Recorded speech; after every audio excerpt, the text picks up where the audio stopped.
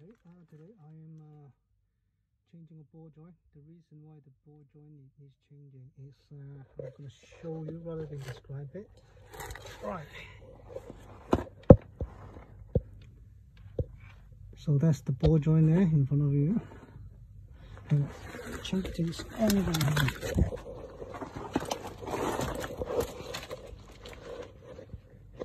Right, because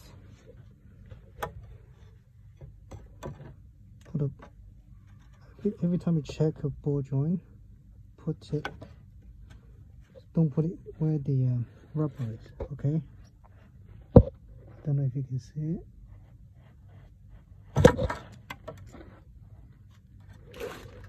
That's a very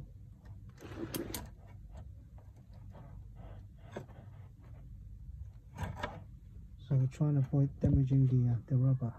Anyway, this way is changing, so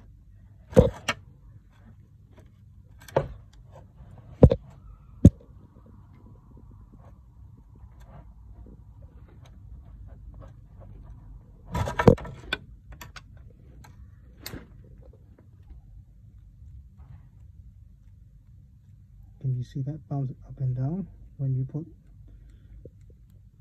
pressure on it? So that means it shouldn't do that at all. So this ball joint is finished, so it needs to be changed.